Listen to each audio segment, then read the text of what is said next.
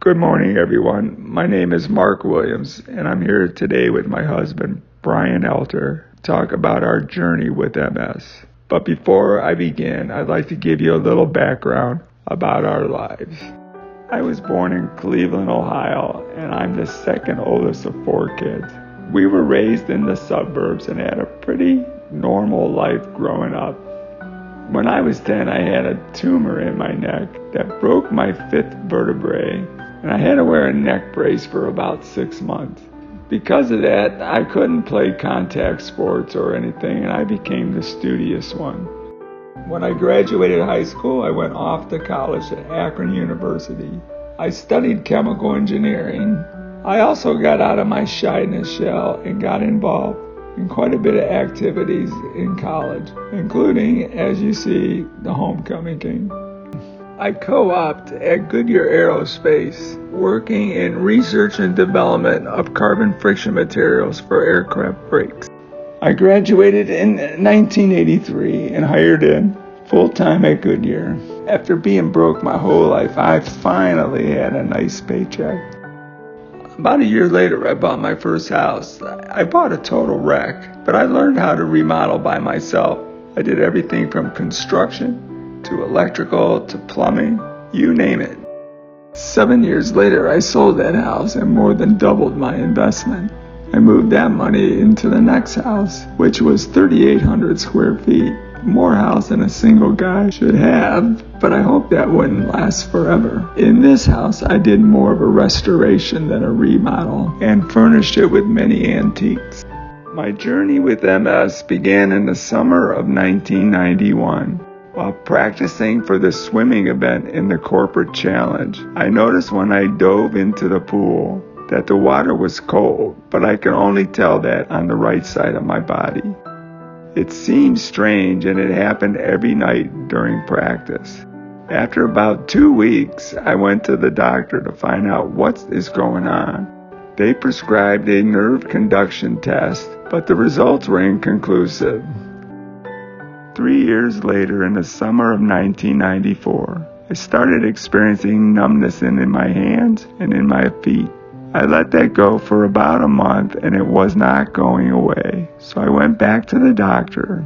This time he prescribed an MRI test. He told me it was something new that could rule out whether or not MS was in my brain. A few days later, the doctor called me when I was at work. He called to let me know that the MRI was able to detect that I had MS. I didn't really know what MS was, so I said, okay, what do we do about it? And that's when reality set in. After about an hour of researching the possible effects that it could have on my body, I realized I had to go home. A few weeks later, Dad called us all home for a family meeting. Mom let us know that she was dealing with late-stage breast cancer. She had had it for a while and did not seek treatment, as she watched my godmother go through chemotherapy only to be sick until she died, and my mom thought she did not want to go that way. She felt the end was near, but we were able to convince her to seek treatment. She was able to live a little bit more than a year before she passed. This was a very stressful and emotional time for me, as not only was I hiding a secret about my sexuality, I was also dealing with my mom dying from cancer and the stress of the unknown with MS. Something had to give. At the age of 33, I finally came out to my sisters and brother. I met Brian September 7th of 1997. We hit it off right from the beginning, and I found we were spending a lot of time together. I felt it was important for Brian to know that I had MS, even though I was not having any symptoms at the time. Coincidentally, Brian had just been appointed to the Cleveland chapter of the National MS Society. Brian was born in Gibsonia, Pennsylvania, which is a suburb of Pittsburgh. He lived there throughout his childhood until he went off to Duquesne University in downtown Pittsburgh. Brian studied business administration with emphasis on finance and marketing. He graduated in May of 1988 and worked in his career as Vice President of Strategic Sales of Healthcare Insurance to major corporations. Meanwhile, our careers were both skyrocketing. I led a team of engineers to develop not only a better friction material, but also one that was extremely cost competitive in the industry. The carbon material our team developed is now actively flying around the world on commercial, general aviation, and military aircraft. It is also the carbon material of choice in the Indy 500 racing brake circuit. Brian had been promoted to a vice president role in his business unit and then moved into a series of additional leadership roles. Eventually, he was asked to build out and lead a brand new strategic business unit of the company focused on developing collaborative ventures across the enterprise. My first major symptom with MS occurred in January of 2006. My brother had just returned back to work after a Christmas holiday break. He wasn't feeling well, and he ended up going to the hospital. After a few tests, the doctors concluded that Dennis had a rare form of kidney cancer that had spread also to his liver. The doctors told us that chemotherapy would not work and surgery was not an option, as his blood would no longer clot. After just a few weeks, my brother passed away. At that time, Brian and I were planning a trip to Costa Rica for his 40th birthday. We weren't sure we were going to go, but we did go. The stress from the prior month was too much for me, and I started having trouble walking. Brian was able to buy a cane for me to walk with to get by until we got home. Although I was seeing a neurologist at the beginning of my diagnosis, the drug on the market at that time required giving myself a shot almost every day, and I wasn't ready to face the possible side effects that would come from that drug. It wasn't until 2006 that I started on drug therapies. After a few bad reactions to one of the latest drugs, I tried the other. I also switched out my neurologist and came over to the Cleveland Clinic, where I was introduced into the first pill format of a drug therapy for MS.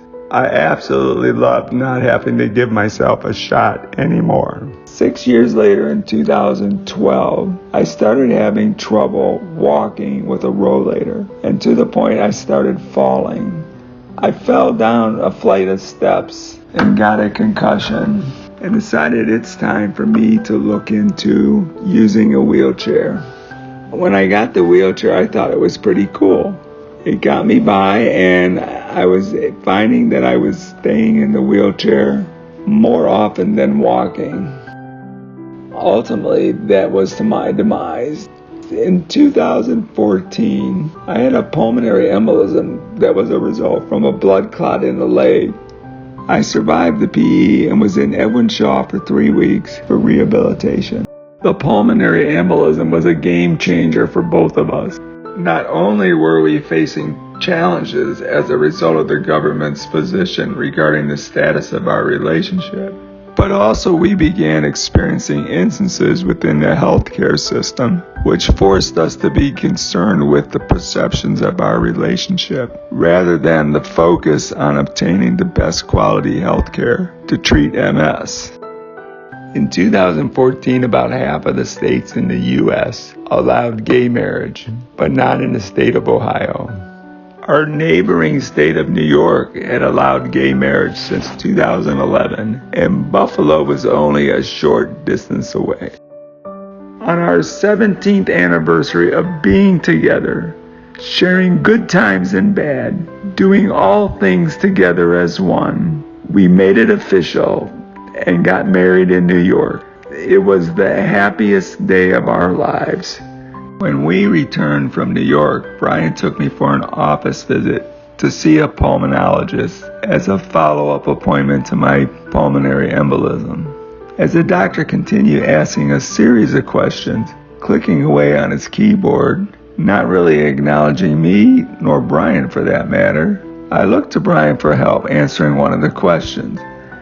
As Brian began responding and providing very detailed information to the pulmonologist, he stopped typing, looked up at me from his keyboard, and asked if Brian is allowed to participate, or should he possibly wait outside. It turns out the doctor thought Brian was the van driver and brought me from the nursing home to his office. After things were clarified, the pulmonologist went back to typing on his keyboard. At the end of the office visit, the doctor told us that we reminded him of a French film that was recently remade into a movie called The Upside. We hadn't seen the movie, so when Brian found out that it was about a wealthy paraplegic who hired an ex-con to be his caregiver, we were highly insulted. Ultimately, we quickly changed to a different pulmonologist. We have had many other experiences where a doctor will only look and speak with me, disregarding Brian, and others where the providers will only look and speak with Brian, and I cannot speak for myself. I've also worked with PTs and OTs who practice differently once they know my relationship with Brian. In 2016, Brian took me to my primary care doctor for a standard physical, as I was no longer able to drive myself. I had been seeing the same doctor for well over 30 years, but this time was different. Once the doctor realized who Brian is and that we were married, when ordering the blood work for the physical, he left the room for a minute. When he came back, he said he had talked to his sister, who was a doctor of infectious disease medicine, and they decided it would be in my best interest to get an HIV test. I was in for a standard physical, and I knew there would be no issue with HIV, and I found that quite absurd. I agreed to do it, but it left me leaving his office feeling like a second-class citizen. It's now been 28 years since I found out that I have MS. As time went on, the challenges of MS have increased significantly, but I don't let MS define me. Approximately 10 years ago, I met Dr. Amy Sullivan. She has helped me tremendously to understand the changes that I'm going through and how to deal with the stress that comes with MS. She also helped us together to understand the frustrations Brian sees as a caregiver.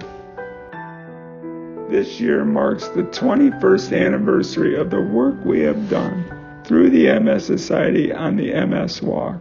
Since 2001, our team has grown from 5 members to over 50 members, and through that time, we've collected over $150,000. We also came down to Orlando for the winters a few years ago.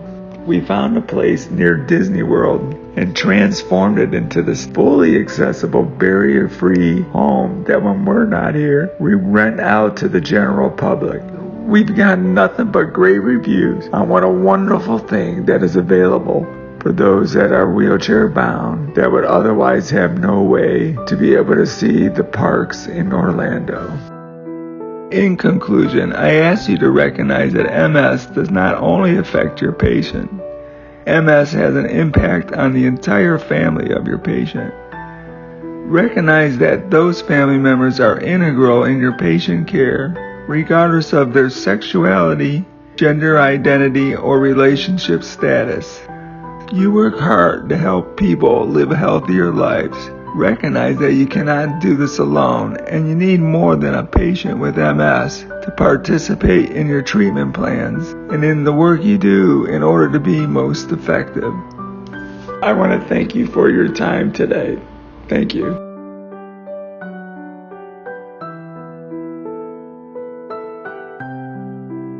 In 2015, when we filed our federal and state income taxes, Ohio would not recognize a gay marriage filing jointly on the tax forms. They actually did us a favor, and we saved a tremendous amount of money that year on our taxes.